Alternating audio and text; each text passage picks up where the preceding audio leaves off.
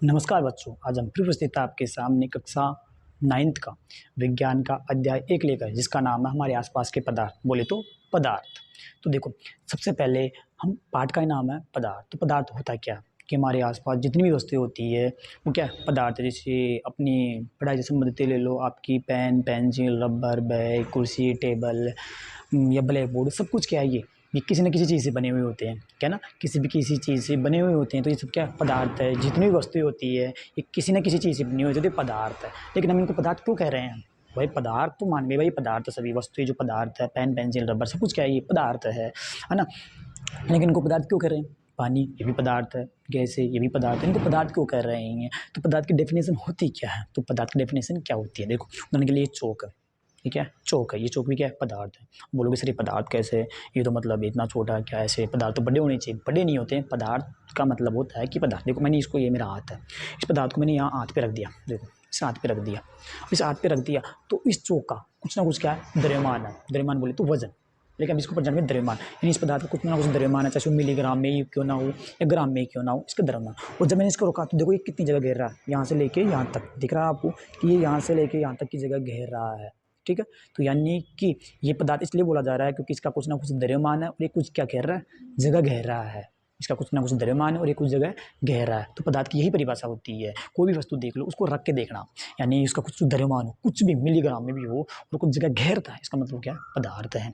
यानी पदार्थ यानी प्रत्येक वस्तु जिसका कुछ ना कुछ क्या हो, द्रव्यमान हो और जो कुछ जगह घेरती हो, तो उसे हम क्या कहते हैं, पदार्थ कहते हैं। तो दोबारा डेफिनेशन बोल रहा हूँ मैं कि प्रत्येक वस्तु जिसका कुछ ना कुछ द्रव्यमान हो और वह कुछ जगह घेरती हो, तो उसे हम क्या कहते हैं, पदार्थ कहते हैं। तो मैं लिख रहा हूँ कि प्रत्येक वस्तु जिसका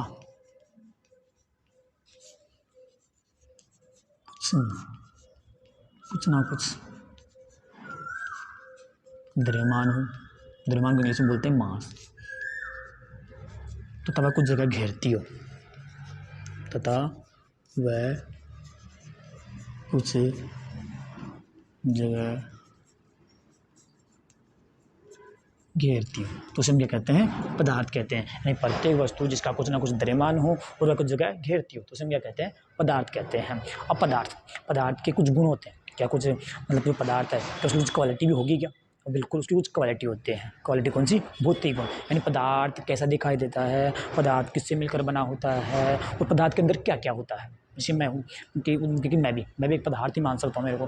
तो मेरे पदार्थ यानी कि मैं किससे मिलकर बना हूँ, मांसपेशियाँ, हड्डियों के बाद में हड्डियों में बहुत सी कोशिकाएं होती है। तो मेन बेसिक क्या होता है, कोशिकाओं से फिर हड्डियाँ, मांसपेशियाँ, तंत्रिका, ये मिलकर बनी होती है। तो वो मेरी क्या है, और जो मैं बाहर से दिखाई दे रहा हूँ, जैसे मेरी मांसपेशियाँ दिखाई दे रही है, मेरी आँखें दिखाई दे रही है, तो ये मेरे भौतिक गुण है, फिजिकल आइडेंटिटी है मेरी। तो वही है कि पदार्थ के भी क्या होते हैं, भौतिक गुण होते हैं। तो अगला अपना क्या है कि पदार्थ के भौतिक गुण, पदार्थ के भौतिक गुण,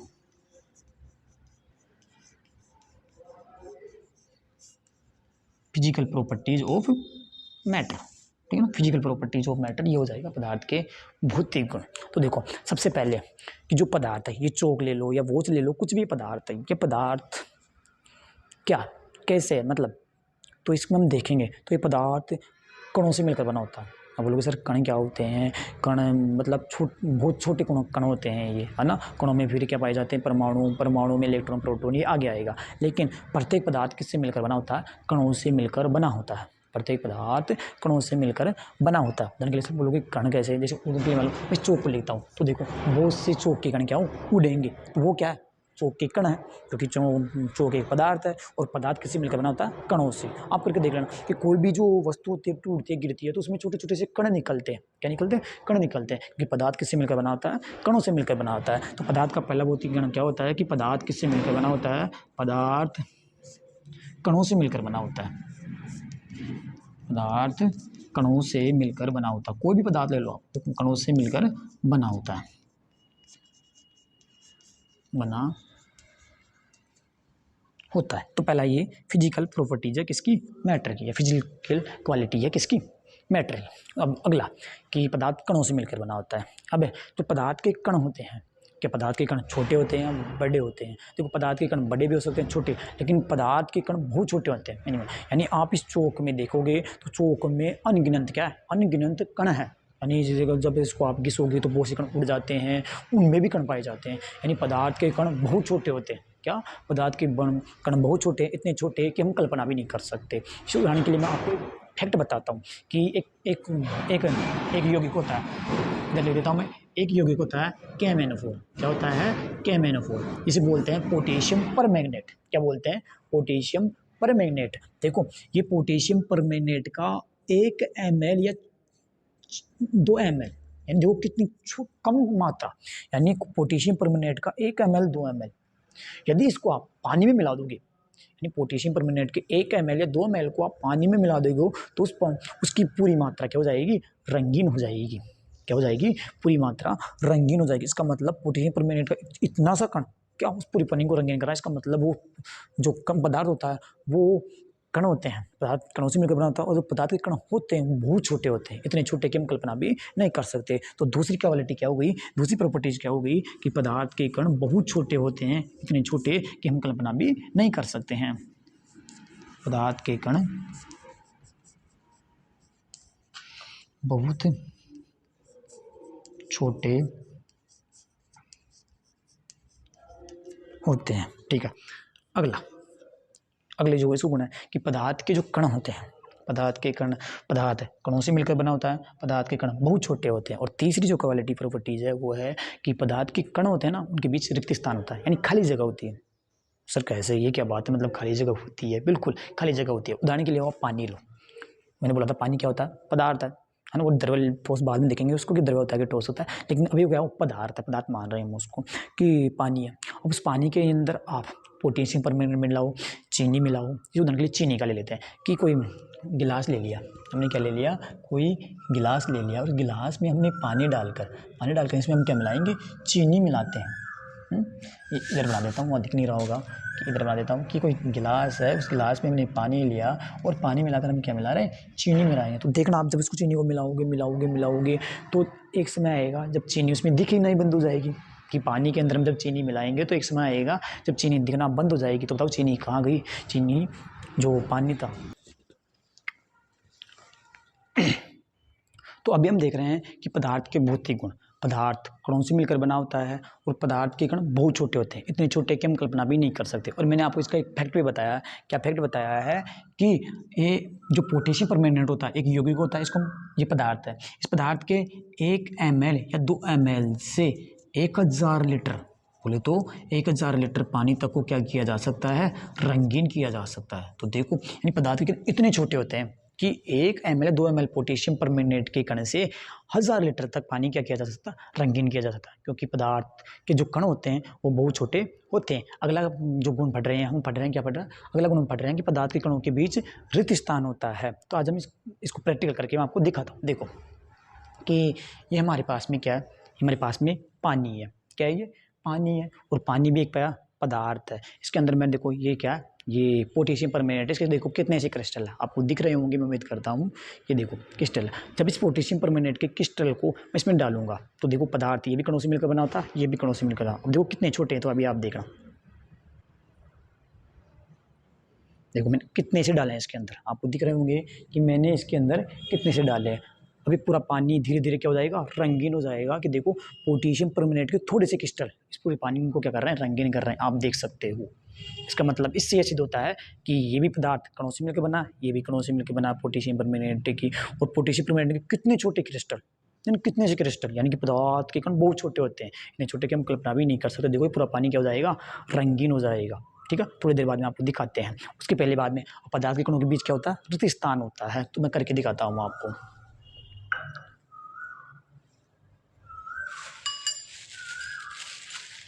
तो ये हमारे पास में क्या है? देखो पानी है, और ये हमारे पास क्या है? देखो चीनी है। अब इस चीनी को मैं पानी में डाल रहा हूँ। देखो चीनी को पानी में डाल रहा हूँ। अब थोड़ी देर इसको मिलाते हैं, हम हिलाते हैं।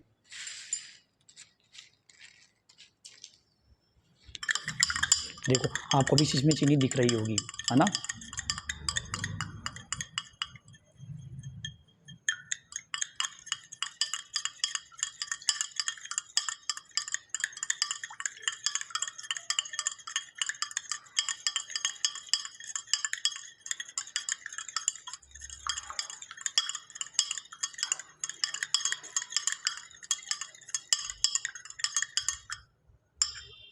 देखो अब हमने इसको चीनी को इसमें मिला दिया है, तो देखो पानी पदार्थ है, चीनी भी पदार्थ है। जब चीनी को पानी में मिलाया गया तो चीनी थोड़ी देर बाद में क्या हो जाएगा कि एक ऐसी कंडीशन आएगी जब चीनी दिखना बंद हो जाएगी, क्योंकि चीनी कहाँ चली जाएगी, चीनी पानी के जो कण थे उन पानी के कणों के बीच में क्या था, रिक्त स्थान था, और रिक्त स्थान में जाकर मिल गई। इस वजह से चीनी कहाँ मिल जाएगी, पानी में। देखो अभी आपको चीनी कम दिख रही होगी और धीरे धीरे जब हिलाते रहेंगे और लाएंगे इसको तो पूरी चीनी कहाँ मिल जाएगी, पानी में, क्योंकि पानी के कणों के बीच क्या होता है, रिक्त स्थान, और जो चीनी है चीनी के कणों के बीच में क्या होता है, रिक्त स्थान। तो तीसरा हमारा जो टॉपिक था, तीसरा टॉपिक हमारा क्या था, तीसरा था हमारा कि जो पदार्थ के कण होते हैं उन कणों के बीच क्या होता है, कणों के बीच रिक्त स्थान होता है। इसको हमने प्रैक्टिकल रूप में भी देख लिया है, बीच रिक्त स्थान होता है। तो हमारे पास में 3 गुण कंप्लीट हो गए और तीनों हमने प्रैक्टिकल रूप से देख लिया है कि पदार्थ कणों से मिलकर बना होता है। पदार्थ के कण बहुत छोटे होते हैं। अभी आपको नहीं देखा था कि जो पोटेशियम परमानेंट क्रिस्टल है वो पानी को रंगीन कर रहा था। फिर कणों के बीच रिक्त स्थान होता है, यानी कि पानी में चीनी मिलाने पर। अगला है कि जो पदार्थ के कण होते हैं, ये पदार्थ के जो कण होते हैं ये लगातार क्या होते हैं, ये लगातार क्या होते हैं, बोलो, लगातार गतिशील होते हैं, लगातार गतिशील होते हैं। इसको भी अभी हम प्रैक्टिकल रूप में देखते हैं।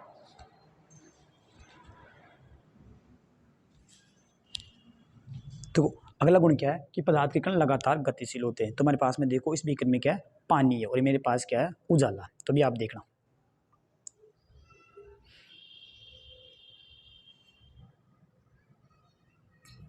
अभी देखो कि ये देखो, यानी बिना मिलाए ही देखो उजाला के जो कण हैं वो पानी के अंदर देखो नीचे की ओर गिर रहे हैं, और धीरे धीरे उजाला के कण नीचे जाके क्या हो जाएंगे, पूरे पानी में मिल जाएंगे। ऐसा क्यों हो रहा है, क्योंकि पदार्थ के कण हमेशा क्या करते रहते हैं, गति करते रहते हैं। ये देखो अब ये गति करके आसानी से किस में मिल जाएंगे, पानी के अंदर मिल जाएंगे। अभी देखो मैं इसको हिला भी नहीं रहा हूँ, तो भी देखो उजाला के कण ऑटोमेटिक क्या पानी में मिल रहे हैं। अभी आप देख सकते हो,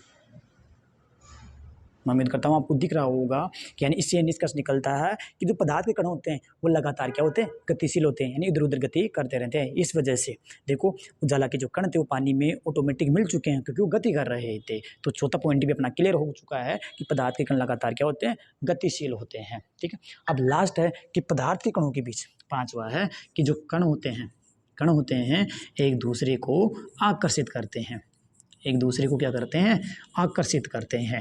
ये पदार्थ का लास्ट का गुण है, द्वितीय गुण है कि पदार्थ के कण एक दूसरे को क्या करते हैं, आकर्षित करते हैं। ठीक है, अब आकर्षित कैसे, तो देखो अभी मैं आपको दिखाता हूँ कि आकर्षित कैसे करते हैं पदार्थ के कण। अभी आपको दिखाता हूँ कि पदार्थ के कण एक दूसरे को आकर्षित, देखो इन दोनों में पोटेशियम परमानेंट, देखो अब दोबारा देख लो कि पोटेशियम परमानेंट का थोड़ा सा हमने आपके सामने मिलाया, तो देखो पूरा पानी अब क्या होने गया, रंगीन होने लगा। और इसमें भी देखो, ठीक है, आकर्षित करने का मतलब है कि जैसे मैंने उजाला को मिलाया और पोटेशियम परमानेंट को पानी में मिलाया, तो जो पानी के कण थे वो उसको आकर्षित कर रहे थे, पोटेशियम परमानेंट को भी पानी के कण को आकर्षित कर रहे थे। तो एक दूसरे के कण एक क्या कर रहे थे, आकर्षित कर रहे थे, और आकर्षित अट्रैक्शन की वजह से देखो ये तुरंत मिलने लग गए, गति भी कर रहे थे, इनके बीच रिक्त स्थान बचा। तो ये पदार्थ के भौतिक गुण होते हैं और हमेशा होता है पदार्थों में ये। ठीक है ना, तो आज हमने क्या देखा है कि हमने प्रैक्टिकली रूप में देखा कि पदार्थ के भौतिक गुण क्या होते हैं। पदार्थ कणों से मिलकर बना होता है, पदार्थ के कणों के बीच रिक्त स्थान होता है, पदार्थ के कण बहुत छोटे होते हैं, पदार्थ के कण लगातार गतिशील होते हैं, और पदार्थ के कण एक दूसरे को आकर्षित करते हैं। ये हमने प्रैक्टिकली रूप में देख लिया है। ठीक है, तो आप इनको नोट डाउन कर लेना, और आप इनके उदाहरण भी लिख लेना कि ये KMnO4 को पानी में मिलाना है ना, KMnO4 प्लस पानी है ना, इसके अंदर चीनी प्लस पानी है ना, ये मिल जाएगा। इसके अंदर उजाला प्लस पानी, अभी घर पे भी करके देख सकते हो, और इसके अंदर ये सभी आए जाएंगे उदाहरण। ठीक है, तो आप इसको नोट डाउन। तो हमने आज पदार्थ की परिभाषा देखी क्या, कि पदार्थ प्रत्येक वस्तु जिसका कुछ ना कुछ द्रव्यमान हो उसे हम पदार्थ कहते हैं। पदार्थ के कुछ भौतिक गुण होते हैं, यानी पदार्थ किससे मिलकर बना होता है, पदार्थ कणों से मिलकर बना होता है। पदार्थ के कण कैसे होते हैं, बहुत छोटे होते हैं, इतने छोटे कि हम कल्पना भी नहीं कर सकते। पदार्थ के कणों के बीच खाली जगह रिक्त स्थान होता है। पदार्थ के कण लगातार इधर उधर गति करते रहते हैं। ठीक है, और पदार्थ के कण एक दूसरे को आकर्षित करते हैं। तो ये पदार्थ के भौतिक गुण थे। तो आज हमने पढ़ा पदार्थ की परिभाषा और पदार्थ के भौतिक गुण। अगले वीडियो में देखेंगे पदार्थ की अवस्थाएं। क्यों देखेंगे कि पदार्थ कण छोटे भी होते हैं, बड़े भी होते हैं, पास होते हैं, दूर होते हैं, इससे ज़्यादा पदार्थ की अवस्थाएं होती है। उन अवस्थाओं के बारे में अगले वीडियो में पढ़ेंगे। यदि वीडियो पसंद आया हो तो कमेंट में बताना कि वीडियो अच्छा था, खराब था, जो भी कमी है वो कमेंट में ज़रूर बताएं, ताकि हम उसे सुधारने की कोशिश करेंगे। और अब मिलते हैं अगले वीडियो में पदार्थ की अवस्थाओं के साथ। तब तक के लिए धन्यवाद।